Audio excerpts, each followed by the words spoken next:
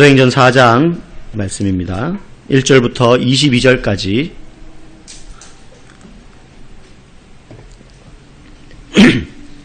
사도행전 4장 1절에서 22절까지 말씀 한 절씩 교독하도록 하겠습니다. 1절부터 22절입니다. 사도들이 백성에게 말할 때에 제사장들과 성전 맡은 자와 사두개인들이 이르러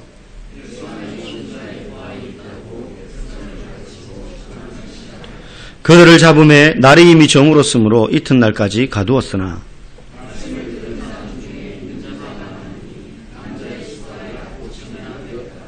이튿날 관리들과 장로들과 서기관들이 예루살렘에 모였는데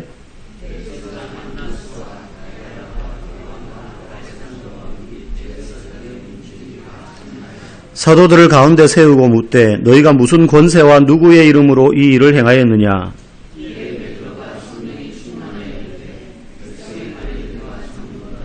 만일 병자에게 행한 착한 일에 대하여 이 사람이 어떻게 구원을 받았느냐고 오늘 우리에게 질문한다면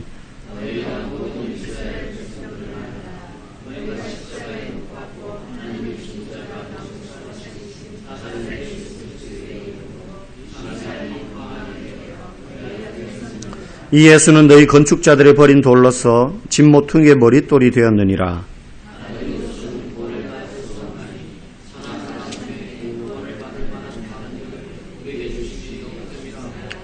그들이 베드로와 요한이 담대하게 말함을 보고 그들을 본래 학문 없는 범인으로 알았다가 이상히 여기며 또 전에 예수와 함께 있던 줄도 알고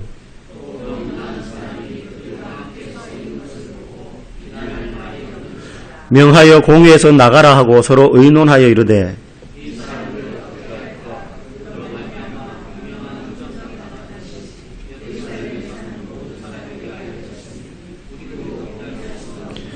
이것이 민간에 더 퍼지지 못하게 그들을 위협하여 이후에는 이 이름으로 아무에게도 말하지 말게 하자 하고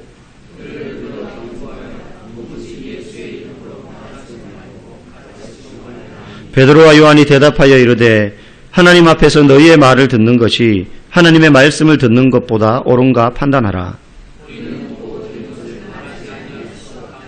관리들이 백성들 때문에 그들을 어떻게 처벌할지 방법을 찾지 못하고 다시 위협하여 놓아주었으니 이는 모든 사람이 그 된 일을 보고 하나님께 영광을 돌림이라. 이 표적으로 병 나은 사람은 40여세나 되었더라. 아멘. 저녁 식사를 마치고 아내가 남편에게 이렇게 묻습니다. 여보, 이 세상에서 당신이 제일 사랑하는 사람 누구야? 뭐 물으나 마나 한 거죠. 그 여자들은 남편한테 이런 질문할 때 딱 대답을 정해놓고 그 대답을 하기를 원해요. 그걸 듣고 싶은 거죠. 당연히 첫 번째는 당신이지. 그럼 두 번째로 좋아하는 사람 누구야? 당연히 우리 귀여운 딸이지. 그 정도 물었으면 됐는데 집요하게 그럼 세 번째로 좋아하는 건 뭐야? 딱 이제 남편이 머리를 굴립니다. 우리 장모님이지, 장모님. 그러니까 아내가 이제 입에 귀에 이렇게 착 걸리는 거예요. 거기서 끝날 줄 알았는데 또 묻습니다. 그럼 네 번째는? 이제 다 얘기했는데. 우리 집 귀여운 강아지 뽀삐. 뽀삐가 그 다음이지. 그럼 다섯 번째는 누구야? 그제서야 남편이 딱 생각난 거예요. 우리 엄마지, 우리 엄마. 그런데 그 얘기를 거실에 있던 엄마가 듣고 있는 거예요. 몰랐습니다. 그 다음날 아침이 되었습니다. 며느리가 주방에 나갔는데 냉장고에 이런 메모지가 붙어 있는 거예요. 1번 보아라, 5번 경로당 간다. 진짜 뭐 이런 가정은 없겠죠. 여러분, 아내들, 남편들한테 그런 질문 하지 마십시오. 당신 어머니랑 내가 물에 같이 빠지면 누구부터 구할 거야? 이런 질문 하지 마세요. 괴롭습니다, 남편들. 자꾸 그런 질문 하면 둘 다 안 구하는 수가 있어요.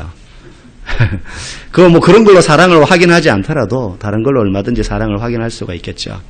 진짜 행복한 가정이라는 건 남과 나를 비교해서 우열을 가려서 얻는 게 아니라 어떠한 순간에도 상대에 대한 신뢰와 믿음이 바탕이 되어 있으면 다소 표현이나 그런 것들이 부족하다 할지라도 저 사람이 나를 가슴속 깊이 사랑하고 있구나. 이것에 대한 신뢰 때문에 그렇게 행복한 가정을 이루는 것이라고 생각을 합니다. 그래서요, 오래된 부부들 보면 뭘로 산다 그래요? 의리로 사는 거죠. 의리. 감정은 씻게 마련이에요. 시간이 지나면. 무뎌지게 마련입니다. 사랑하지 않는 건 아니에요. 그런데 사랑이라는 게 감정만으로 이루어진 건 아니잖아요. 그죠? 의리라는 말 속에는 신뢰가 들어있는 겁니다. 내가 너를 배반하지 않으니 너도 나를 배반하지 않겠지. 이런 신뢰가 있는 거고, 그 의리는 다른 사람에게 함부로 나눠주지 않는 거죠. 좀 서글프게 들릴지 모르지만 어떤 의미에서는 그게 또 사랑의 본 모습이 아닌가 생각을 합니다. 여러분들도 의리로서 백년해로 하시기를 간절히 축복합니다. 오늘 우리가 읽은 말씀은 지난 시간에 이어지는 말씀입니다. 베드로와 요한이 성전 앞에서 구걸을 하던 나이 40세가 될 때까지 날 때부터 한 번도 걸어보지 못했던 안진뱅이를 예수 그리스도의 이름으로 일어나 걷게 하는 기적을 발휘했어요. 이 소문이 예루살렘 성내에 삽시간에 퍼졌고 일반 군중들에게 뿐만 아니라 유대의 종교 지도자들, 대제사장이라든지 서기관, 사두개인 이런 사람들에게까지 다 흘러들어갔습니다. 그래서 지금 베드로와 요한을 이런 종교 지도자들, 정치 지도자들로 구성된 공회 앞에 세우게 됩니다. 그런데 이때는 이미 성전 미문 앞에 안진뱅이를 고칠 때가 오후 3시쯤이었기 때문에 이런 과정들이 지나고 나서 공회에 불려왔을 때는 이미 해진 다음에 저녁 시간이에요. 그런데 유대법에 해가 지고 나면 일몰 후에는 재판을 진행할 수 없게 되어 있습니다. 그런데 이 공회는 과거에 예수님을 붙잡아다가 재판했던 데예요. 그런데 예수님의 재판은 언제 이루어졌어요? 밤에 이루어졌어요. 그래서 그건 사실 불법적인 재판이에요. 그래서 사법고시를 공부하는 사람들이 보면 과거에 이제 역사 속에 있었던 여러 가지 유명한 그 재판 판례에 대한 사례들 이렇게 실제 이런 역사적인 사건이 있었다 그러면서 하는데 그 중에 예수님의 이 불법적인 재판을 불법적인 재판의 사례로 배우기도 해요. 해가지고 난 다음에 재판할 수 없는데 밀어붙인 거죠. 그 공회 앞에 지금 베드로와 요한이 붙잡혀 들어온 겁니다. 그래서 그날 재판할 수 없어서 그 다음날 이제 하루 동안 붙잡아뒀다가 공회 앞에 이 사람들이 섰습니다. 베드로와 요한이. 이 공회에 구성되어 있는 공회원들은 오늘 본문에 보니까 제사장과 대제사장의 문중들, 문중이란 말은 과거에 전에 대제사장이었던 사람들까지 다, 그리고 서기관, 또 오늘 본문에 보니까 성전 맡은 자들, 성전 맡은 자라는 건 치안대장 같은 거예요. 그러니까 성전 안에서 많은 일들이 이루어지니까 질서와 치안을 담당하는 사람들이 있습니다. 그 사람들을 성전 맡은 자라고 오늘 성경은 이야기합니다. 그리고 중요한 한 무리가 나타나는데 누구냐면 사두개인이라는 당파예요. 사두개인은 보통 우리 바리새인 사두개인 말 많이 들었잖아요. 바리새인은 종교적인 의미의 당파예요. 그러니까 율법을 가르치고 그리고 율법을 해석하고 율법을 교육하는 사람들, 성경을. 그러니까 종교적인 지도자 무리였다면 사두개인들은, 이 사두개파 사람들은 성경은 모세오경만 믿는 사람들이에요. 역사서, 선지서 이런 거 믿지 않습니다. 그리고 부활도 인정하지 않습니다, 이 사람들은. 그러니까 종교적으로는 사실은 유대의 전통적인 종교적인 사람들하고는 좀 거리가 멀어요. 그러나 이 사람들은 정치적으로 친로마적인 정책을 펼치고 성전 안에서 이루어지는 장사하는 행위들도 허용하고 인정하는 사람들이었고 거기서 얻어지는 수익을 착복하는 사람들이었어요. 그래서 경제적으로는 굉장히 부유한 사람들이었고 로마의 권세를 등에 업고 있는 사람들이었기 때문에 유대에서 지도자적인 위치에 있는 사람들로서 공회의 회원이 될 수 있었습니다. 그런데 이 사람들이 왜 우리가 주목해야 되느냐 하면 이들은 아까 제가 말씀드렸듯이 부활을 인정하지 않는 사람들입니다. 그런데 베드로와 요한이 계속해서 전도하는데 예수님의 부활 사건을 계속해서 이야기하니까 듣기 싫거든요. 그래서 이 사람들은 베드로와 요한을 예수라는 이단을 따르는 선동과 무리 이 정도로 생각을 하고 지금 잡아들이는데 앞장을 섰던 겁니다. 공연은 이렇게 진행이 됩니다. 이렇게 계단식으로 되어 있으면 반원형의 그러니까 점점 높아지는 자리에 이 공회원들이 쫙 앉아 있습니다.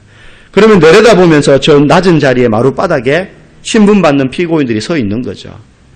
그런 장면 상상하시면 돼요. 그렇게 공회의원들, 대제사장의 문중, 서기관, 사두개인, 성전 맡은 자들이 쫙 둘러서 앉아있고 높이.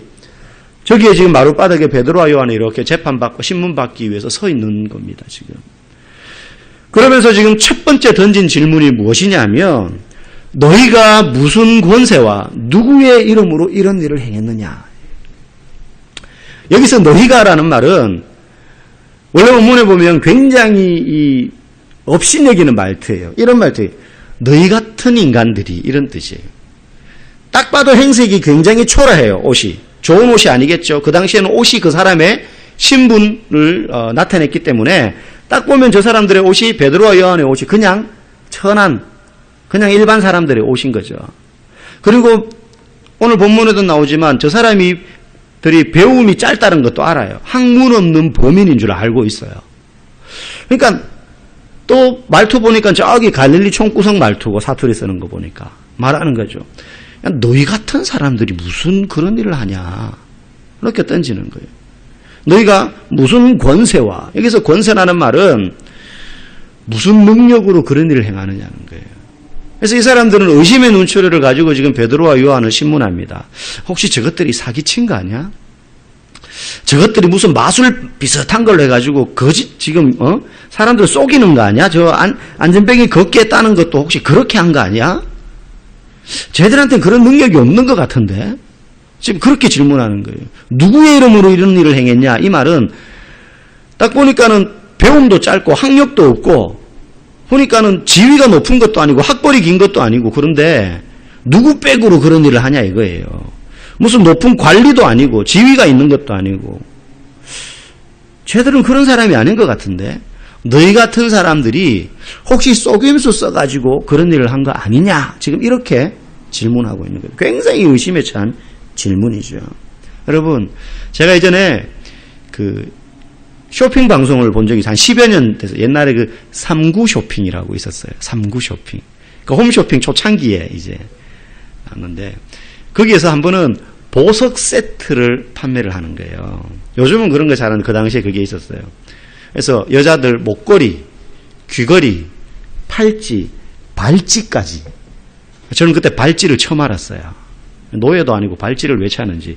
어쨌든 그 보석 세트를 홈쇼핑에서 파는데 가격이 엄청 비싸요. 수백만 원대인데 이걸 막 이제 팔기 위해서 쇼호스트가 온갖 가문이설을 막 하잖아요. 부풀려가지고도 얘기하고. 그런데 하는 말이 이런 내용이에요. 여러분께서 이 귀걸이, 이 목걸이, 팔찌 차는 순간 여러분들은 옛날 그 왕실의 공주요 왕비 같은 사람이 되는 겁니다. 아무도 이거 차고 나가면 여러분들 우습게 보지 못해요. 여러분의 가치가 달라집니다. 막 그러면서 이제 막 이거 사라고 막 이렇게 홍보를 하는 겁니다. 여러분, 그거 비싼 거 찬다고 그 사람의 가치가 그 보석의 가치처럼 변합니까? 아니죠. 진짜 가치 있는 사람은 그거 아무것도 안 해도 진짜 가치 있는 거예요.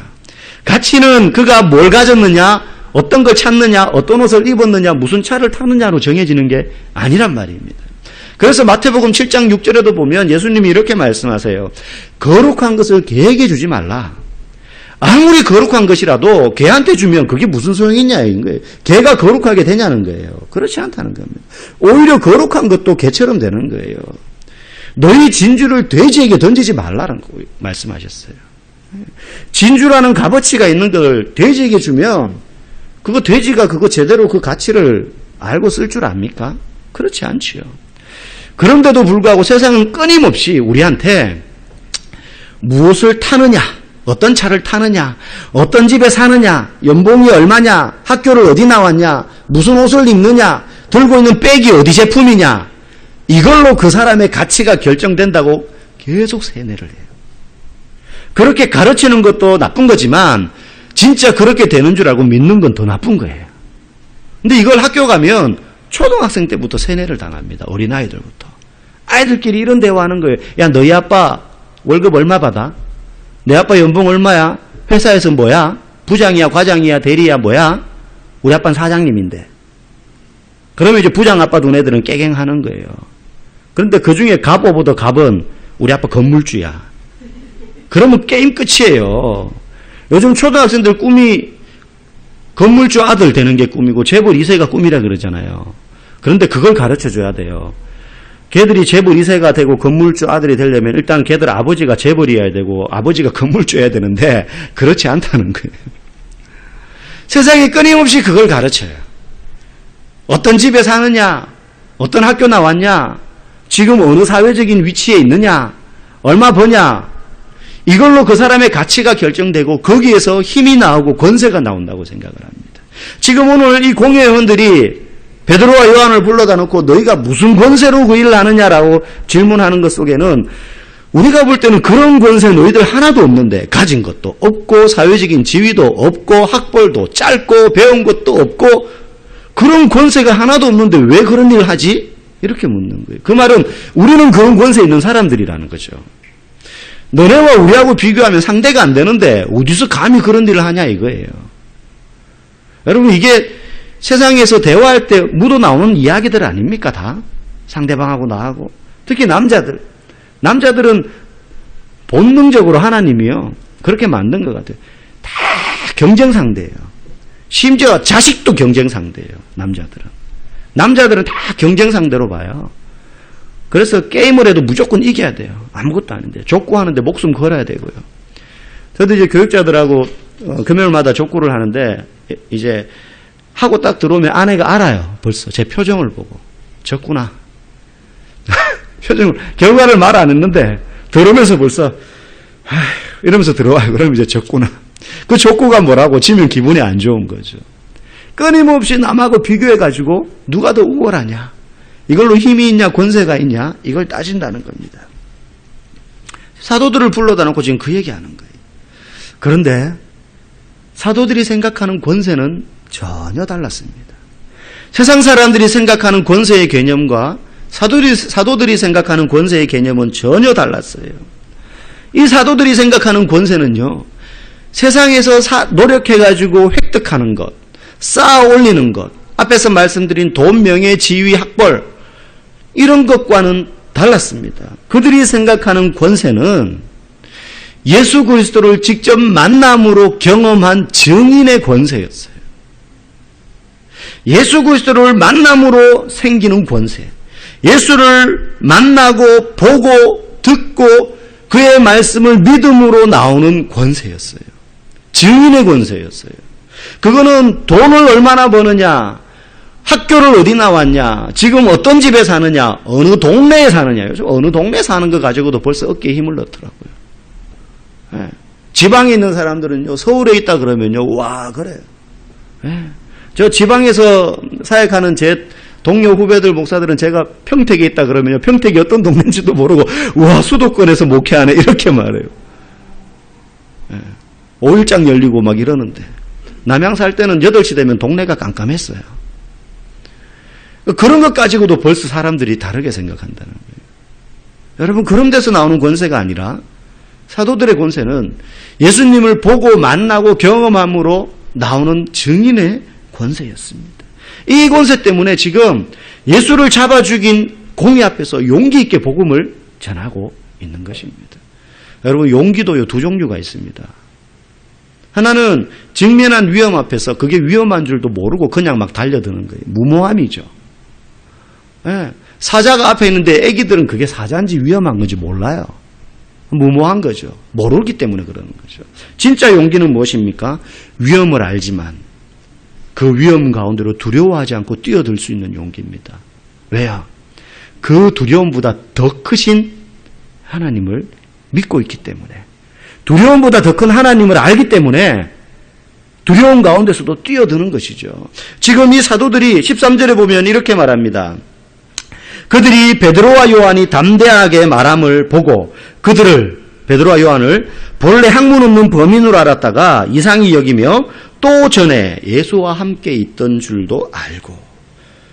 말하다가 가만히 보니까 저 사람들이 배움도 짧고 가진 것도 없고 지위도 권세도 없는 사람들인데 가만히 보니까 저번에 예수라는 사람과 함께 있던 사람들이네.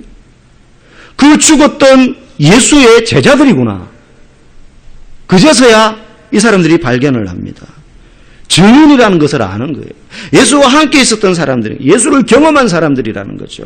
그들의 용기는 위험을 알지만 예수님을 경험했기 때문에 그 두려움 가운데도 두려워하지 않고 뛰어드는 진정한 용기가 있어서 담대하게 지금 복음을 전하는 것입니다. 이들이 용기 있게 복음을 전할 수 있는 또 한 가지 이유가 있었습니다. 14절 말씀에 보면 끝에 이런 말이 나옵니다. 또 병 나은 사람이 그들과 함께 서 있는 것을 보고 비난할 말이 없는지라. 그 안전뱅이 거지가 이 사도들 옆에 딱 서 있는 거예요. 무슨 말이에요?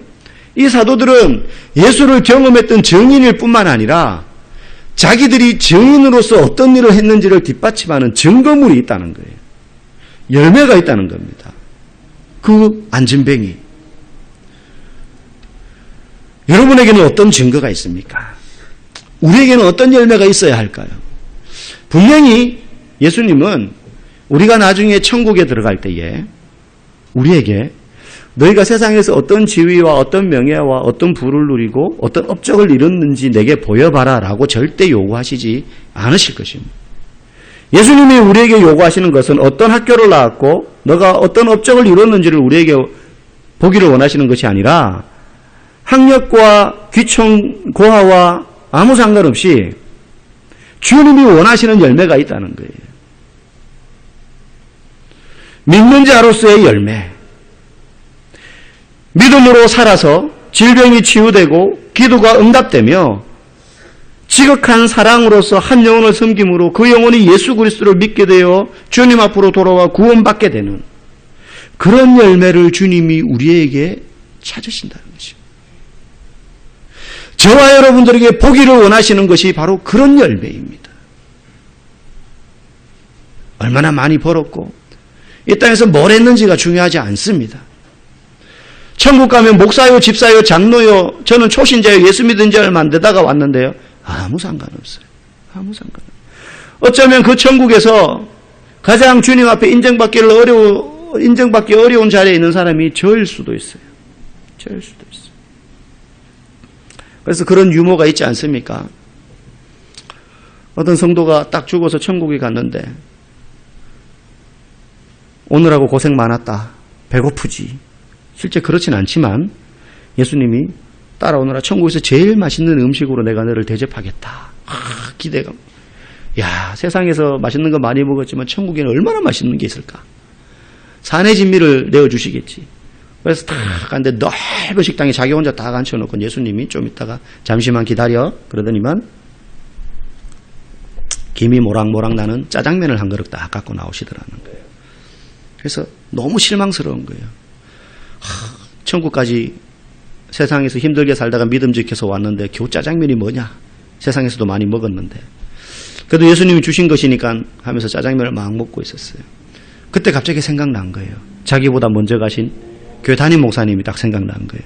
분명히 목사님도 천국 오셨을 텐데. 한참 먹다가 물었습니다. 예수님, 근데 우리 교회 담임 목사님은 어디 가셨어요? 안 보이시네요. 저보다 앞에 오셨는데요. 예수님 곰곰이 생각하시더니 이렇게 대답하셨대요. 걔 배달 나갔어. 유모입니다. 뭐 천국에서 짜장면 주고 목사가 배달하고 그런 거 없어요. 무슨 말이에요? 밖에서 이 땅에서 우리가 어떻게 살고 뭐 어떻게 대접받고 업적을 이루고 높은 자리에 지위에 올라가고 이거 아무 의미 없다는 거예요. 주를 위하여서 무엇을 남겼냐. 그걸 주님이 우리에게 원하신다는 겁니다. 여러분 나중에 천국 가가지고요. 저 안 보인다고 배달 나갔다고 이렇게 생각하시면 안 됩니다. 여러분 그리스도인은 말만 하는 사람이 아닙니다. 증거를 남기는 사람이에요. 열매를 맺는 사람이라는 거예요. 저는 병들고 나이 들고 가진 것도 없고 아는 것도 없어가지고 주를 위해서 남길 수 있고 뭐 이렇게 할 게 없는데요. 사람들 앞에서 리더할 수도 없고 말주변도 없고 주님은 우리에게 그런 걸 원하시지 않습니다. 여러분 많이 배운 사람이 전도 잘합니까? 돈 많은 사람이 전도 잘합니까? 아닙니다. 말 잘하는 사람이 전도 잘합니까? 그렇지 않습니다. 그걸 유용한 도구로 쓸 수는 있지요. 전도의 방편으로 그걸 도구로 쓸 수는 있지요. 그런데 진짜 주님 앞에 영혼을 남기는 사람은요. 아버지의 마음을 가지고 있는 사람이에요. 아버지의 마음을 가지고 있는 사람입니다. 그런 사람이 담대하게 복음을 전할 수 있습니다. 증인으로서 증거가 있는 사람이 되기를 주님의 이름으로 간절히 축복합니다. 우리가 복음을 부끄러워하지 않고 당당할 수 있는 것은 결코 가지고 있는 집이나 소유한 차의 크기나 연봉의 많고 적음으로 판가름되는 것이 아닙니다. 오직 내가 예수님을 만났는가, 그 예수님 때문에 내 삶이 달라졌는가로 판가름되는 것입니다. 여러분, 모세를 생각해 보십시오. 우리 모세 다 알지 않습니까? 그는 40세 때에 세상의 권세를 다 가진 사람이었습니다. 유력한 다음 차기 파라오 후보자였습니다. 그런데 그 권세 가지고 일해보려고 그러다가 실패했어요. 광야로 도망갔습니다. 40년을 이름 없는 목동으로 나그네 삶을 살았습니다. 실패자요, 낙오자라고 생각했습니다. 그때 하나님이 그에게 다시 찾아오셨습니다. 오셔서 너 애굽에 들어가서, 이집트에 들어가서 내 백성을 구해내라. 그때 모세는 저는 할 수 없어요. 저는 이제 이빨 빠진 호랑이에요. 저는 애굽의 지식 다 잊어버렸어요. 저 나이 많은 노인이고 이제는 평범한 양치기밖에 안 돼요. 못합니다. 할 수 없습니다. 그때 하나님이 모세에게 5번이나 거절하는 모세에게 계속해서 말씀하셨어요. 내가 너와 함께 하겠다. 내가 너를 보내는 거 아니냐. 그 말씀에 힘입어서 모세가 끌려가듯이 갔어요. 그 탁월한 모세가 나중에 40년 동안 광야에서 이스라엘 백성들을 인도하다가 죽고 후계자로 여호수아가 지목됩니다. 여호수아는 두려웠습니다. 내가 어떻게 모세처럼 그런 일을 할 수 있을까라고 생각했습니다. 두려워하는 여호수아에게 하나님이 찾아오셔서 하신 말씀이 이겁니다. 강하고 담대하라. 내가 모세와 함께 했던 것처럼 너와도 함께 하겠다.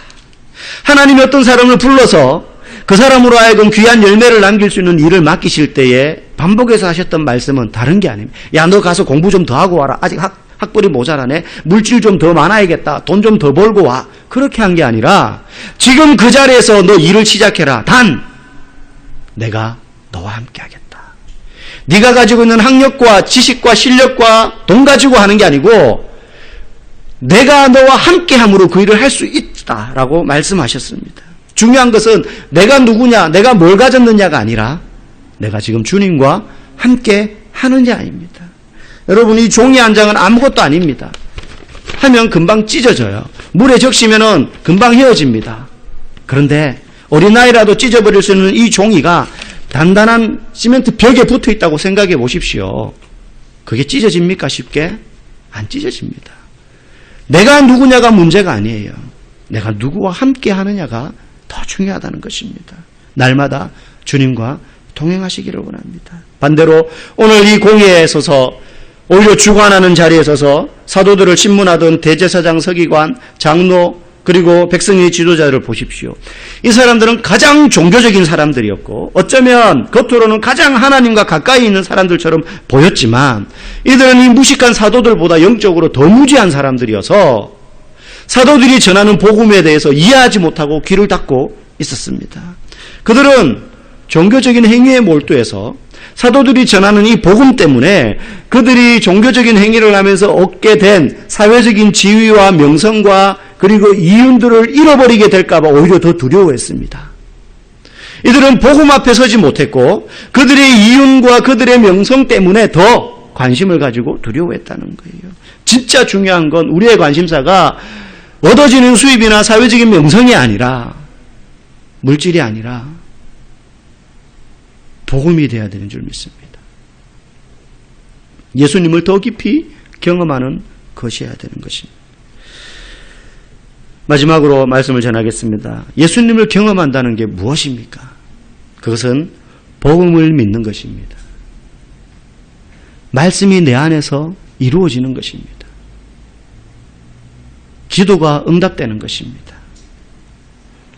복음은 우리의 삶을 완전히 바꾸는 능력이 있는 것입니다.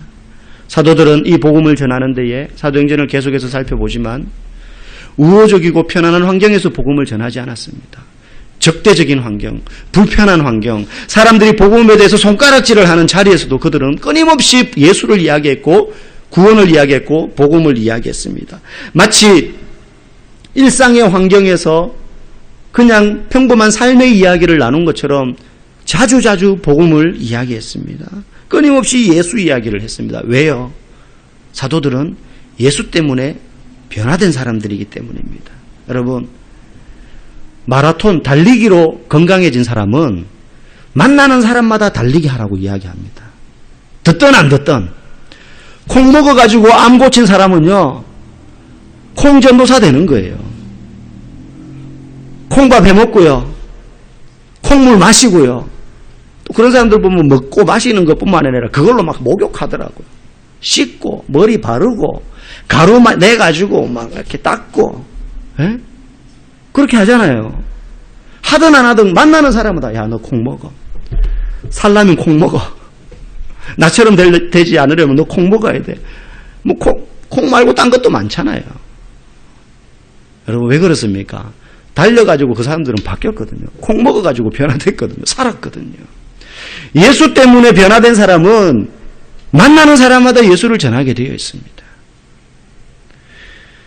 예수가 그의 제일의 관심사가 되기 때문입니다.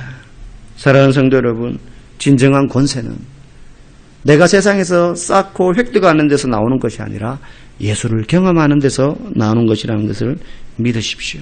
여러분 모두가 말씀을 통해서 날마다 예수님을 만나기를 원합니다. 그래서 우리 주변에 있는 믿지 않는 자들에게 예수를 전하고, 전할 때에 그저 말 꺼내기가 힘들어서 그냥 끝을 흐려버리면서 교회 안 나가보면 괜찮아, 뭐 나도 열심히 다니는 건 아닌데, 뭐 이런 게 아니고 당당하게 예수를 경험한 자로서의 증인의 권세를 가지고 복음을 전하는 진정한 권세자들이 되기를 주님의 이름으로 간절히 축복합니다. 함께 찬양하고 기도하도록